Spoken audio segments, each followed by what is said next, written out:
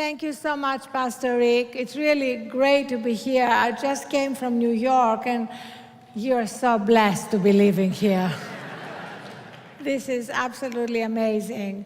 So, for those of you who have not heard me before, I want to say that this accent is for real. I say that because I joked recently that I was really born in Fresno, California. I said, and I had cultivated my accent to give myself an air of being an ethnic minority. And believe it or not, I got 27 letters or emails from people asking me, how exactly did you go about doing that?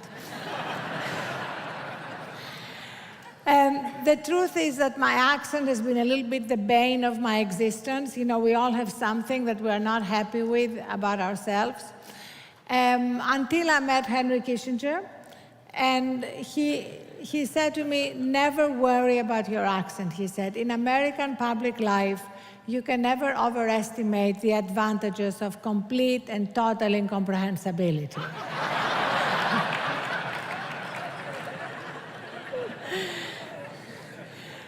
So I'm just thrilled to be here, to be talking to entrepreneurs, potential entrepreneurs, people interested in how to transform their business and their product. And in a sense, I want to start with something paradoxical, because very often it's when we think that transforming our business, taking it to the next level, is the only thing that matters, that we get into trouble. I got into trouble like that, so I want to tell you about my own story. You know, I was born in Greece. I went to school in England.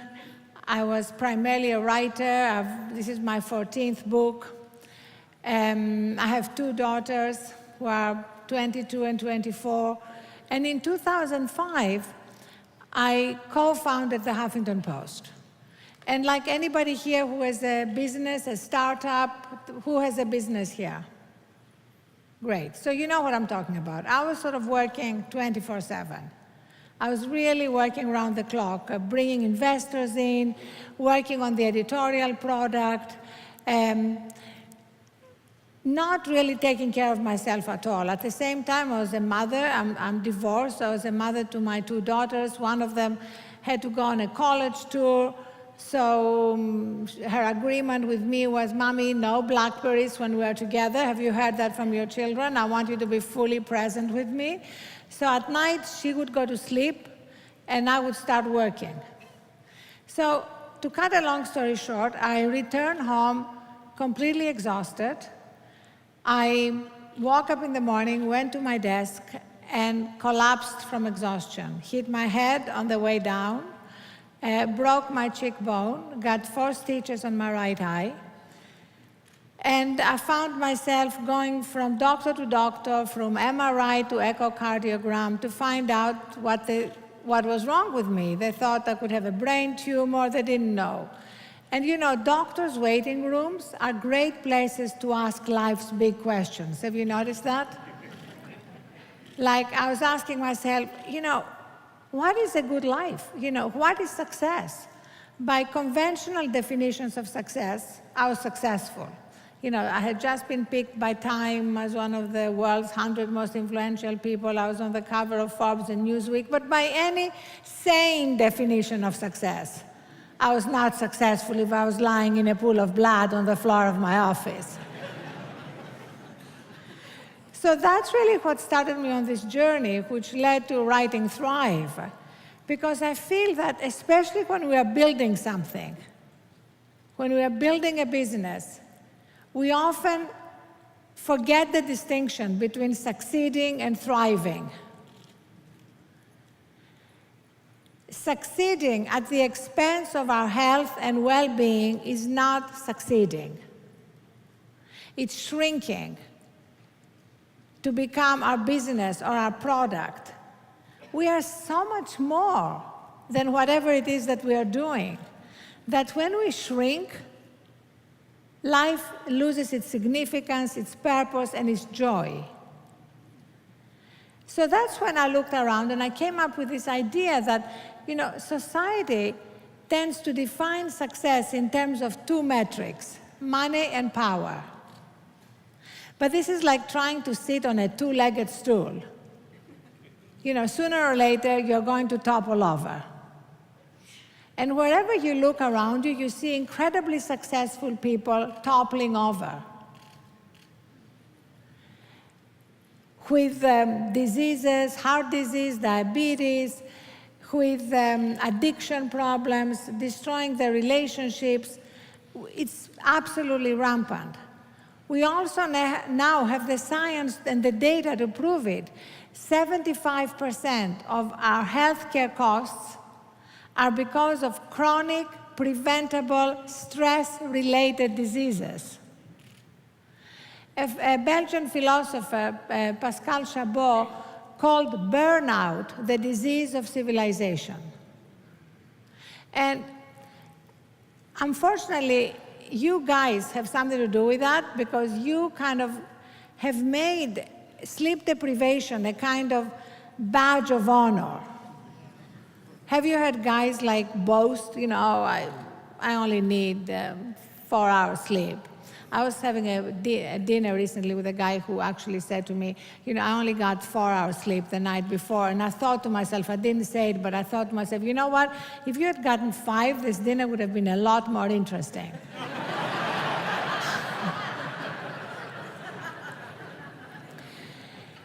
And now we have this incredible scientific evidence about the value and the importance of sleep. You know, Pastor Rick just talked about rejuvenation. You know, getting a good night's sleep, we now know, is essential to rejuvenate ourselves, to wake up recharged and ready to come up with these imaginative ideas that Malcolm Gladwell talked about that could be game changers for our business. Because so often the growth of our business is in these discontinuities, in these great ideas we come up with. And Steve Jobs talked about that. He said that some of his most iconic ideas that led to these great products were when he could be quiet with himself.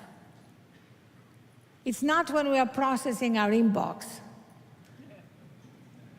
In fact, I gave a speech last May to the Smith graduating class, and I told the women graduates that my best advice to them was to sleep their way to the top.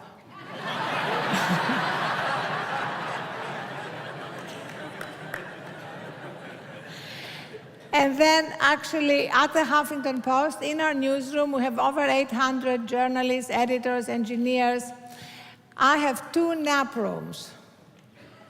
And at the beginning, you know, they looked at me like, who is ever going to be seen walking into a nap room in the middle of the afternoon? Now they are perpetually full because people realize that if you're tired in the middle of the afternoon, go have a nap. It's much better than going to have a 4th cinnamon bar. And a lot of great leaders, from Winston Churchill to JFK to Leonardo da Vinci, were famous nappers. So we need a 3rd metric of success. That's what Thrive is about. And the 3rd metric consists of 4 pillars. The first is well-being, everything we talked about, everything that the Daniel Plan is about. You know, I love the Daniel Plan because it shows that we are a human capital. We cannot ignore this human capital. I remember growing up in Athens, we didn't have any money, but my mother was unbelievably wise. And I remember one night, a very successful Greek businessman came to dinner. And my mother took one look at him, and she could see the guy was exhausted and burnt out. But he kept talking about how well his business was doing, how he had gotten this new big contract. And my mother looked at him sternly and said, you know what, I don't care how well your business is doing. You are making too many withdrawals from your health capital and not enough deposits. And true enough, he had a heart attack not long after. So we can see the signs in ourselves, in our loved ones, and that's when we need to prioritize that first pillar of the 3rd metric, our sense of well-being. The second pillar is wisdom. You know, we are drowning in data and information, but we are really bereft of wisdom. I mean, just look around. We have an enormous amount of leaders who are very smart, high IQs, great degrees, making terrible decisions. The problem is not they're not smart, they're not wise. And we all know that we all have in us that place of wisdom, strength, and joy inside us, all of us. We all have it. And we also know that most of the time we are not there. But we know we can return to that place, and from that place comes that knowing what to do, what the next step should be. What makes it harder today is the fact that we are so hyper-connected, I would say addicted to technology. How many of you here sleep with their iPhones or Blackberries or whatever next to your bed at night? Okay, well, the most important thing I'm going to say today is stop doing that. I have, at the end of this chapter, I have little tips, little steps that you can take. And one of them, just three little steps. And one of them at the end of the at the end of the wisdom chapter is, at the end of the day, gently escort your devices out of your bedroom. And leave them there until the morning. I have 55 pages of scientific footnotes for the skeptics here about why this is important. Because they've done study after study that if you wake up and to go to the bathroom for whatever reason, you're going to be tempted to look at your data, right? Be honest. And once you look at your data, you allow your day life to intrude into your night, recharging, rejuvenating time, and whatever for. This is your time. This is what's going to make your human capital much more valuable, and you're going to be a better business leader in the morning, I promise you. I've done it both ways. And since 2007, since my fall, when I made these changes in my own life, my business acumen has been transformed. When I look back, my biggest mistakes were because I was exhausted and I was just operating on fumes. Bill Clinton, I quote him in my book, saying some of my biggest mistakes were made when I was burnt out. He did not specify which, but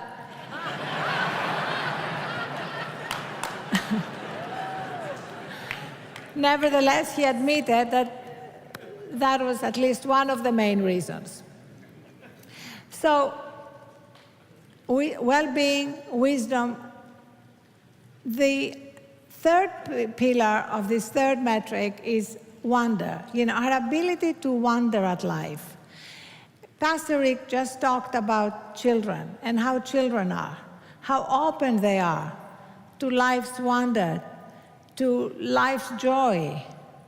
If we can bring that quality into ourselves, we'll be able to be much more creative. And increasingly, successful businesses of the present and the future will be the ones with the most creativity to see where the opportunities are, as well as the ability to see the icebergs before they hit the Titanic. And we all are creative. As children, we're all creative. We all drew or sang or did something. And then later in life, we abandon that side of ourselves. But we need to re-embody it. We need to reintegrate it into everything we're doing. And actually, from that place of wonder and creativity, enormous amount of business success comes because we are more connected with where the world is, with what people want, and what they value. And the final pillar of this third metric is giving. That's really what completes the cycle. Because if it's all about ourselves, it becomes completely narcissistic and narrow. And giving doesn't mean necessarily, leaving your job, getting on a plane, going to Rwanda to open an orphanage, although great if you want to do that. It can be, again, starting with small little steps, small acts of kindness every day, Another step I recommend at the end of the giving section is just acknowledging anybody you meet, anybody who may serve you your coffee at a coffee shop or who may be cleaning your office as another human being, and not just as somebody who is performing a service. Again, there's a lot about my mother in the book because she lived a third metric life and she could not have an impersonal relationship. You know, if the FedEx man arrived to drop a packet, my mother would say, oh, come into the kitchen, I just baked something, you want something to eat? That was really her whole approach to life. She had no sense of hierarchy. Every human being for her was equally valuable and somebody that she had to connect with. And also, she was a constant giver. And that's why, even though we grew up without having much, if anything, she never made us feel that we were lacking things. She always made us feel that we're bigger than our circumstances. I remember one day she was wearing just a little necklace and a lady admired it. And my mother said, here, take it. And the lady said, oh, what can I give you in return? And she turned to her, and if you think I have a strong accent, you should have heard my mother, and said, darling, it's an offering, not a trade. So if we bring all that together, we are really beginning to lead our lives in a place of grace. I actually see my life as a progression. I call it from struggle to grace. Now, when you're in a state of grace, it doesn't mean there are no challenges or obstacles. You know, life is full of challenges and obstacles. There's no day that doesn't have them. But we approach them completely differently. We are not as reactive. We are realizing that we are bigger than they are. And how we get from struggle to grace is just really a matter of practice. And I have a lot of my favorite quotes in the book, but I want to read you one, which is actually an old Cherokee saying. So an old Cherokee is teaching his grandson about life. A fight is going on inside me, he said to the boy. It is a terrible fight, and it is between two wolves. One is evil, his anger, envy, sorrow, regret, greed, arrogance, self-pity, guilt, resentment, lies, false pride. He continued, the other is good, his joy, peace, love, serenity, humility, kindness. The same fight is going on inside you and inside every person. The grandson thought about it for a minute and then asked his grandfather, which wolf will win? The old man simply replied, the one you feed.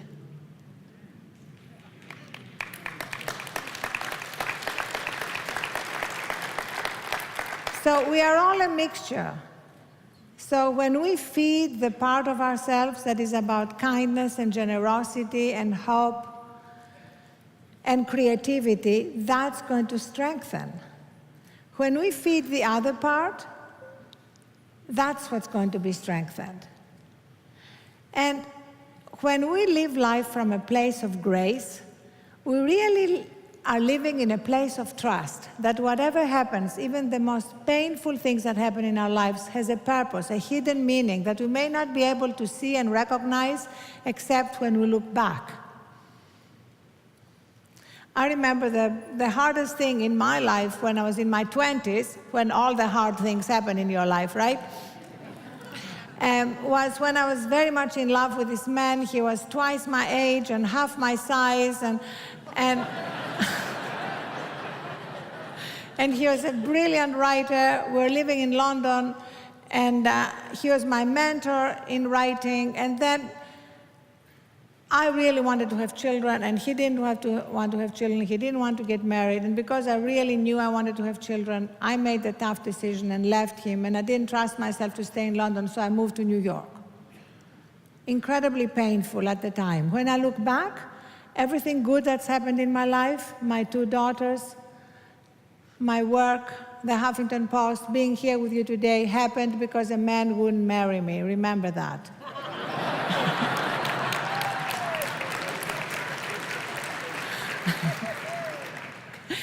So that's why one of my favorite verses in the Bible is not a sparrow falls, but that God is behind it.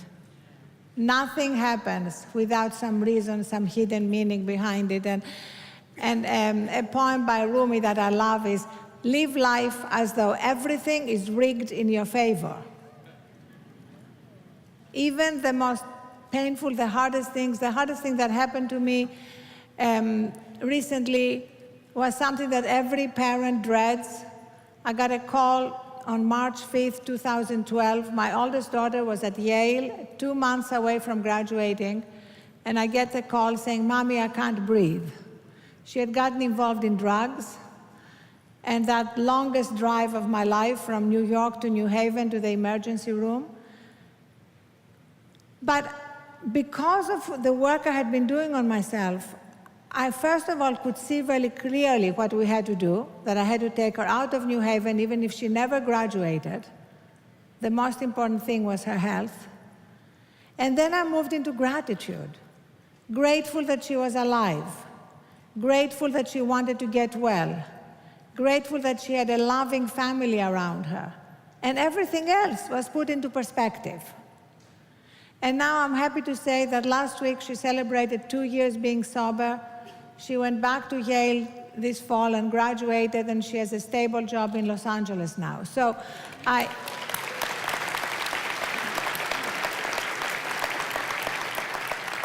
that's why I'm so excited that Pastor Rick is going to be working on the mental health issue, because it's a silent epidemic of addiction, of anxiety, of pain, and we need to bring it out into the open. I was very happy that my daughter decided to write about her experience to help other young men and women.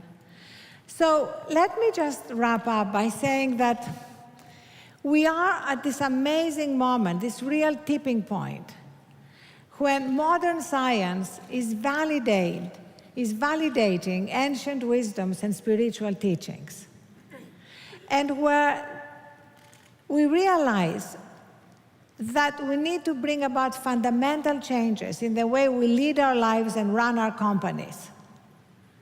That the old way has not worked. It is not working for women, especially for women. Women in stressful jobs have a 40% greater incidence of heart disease and a 60% greater threat of diabetes because we process stress differently. It's not working for men. It's not really working for companies that are absolutely focused on quarterly earnings and short-term growth at the expense of real growth. So at the same time, 2013 was the year when many CEOs, for the first time, came out as meditators. Now, when we talk about meditation, it's not something exotic that came from the East. It's really another word for prayer, another word for contemplation. It's just basically a time to be with ourselves, with the essence of who we are, however each one of us does it. But this was the year when Mark Benioff, the CEO of Salesforce, told us that he's been meditating for 25 years. Ray Dalio, the head of the biggest hedge fund, Bridgewater, for 39 years. They never said it before, because people are reluctant to talk about their own practices. But now something has changed. We are at this amazing tipping point. And it's really exciting to be part of that. My old compatriot Archimedes said, "Give me a place to stand, and I can move the world." And that's that place inside each one of us. When we tap into that place, we can build our business and lead our lives with more joy, more compassion, more creativity, and yes, more sleep. Thank you.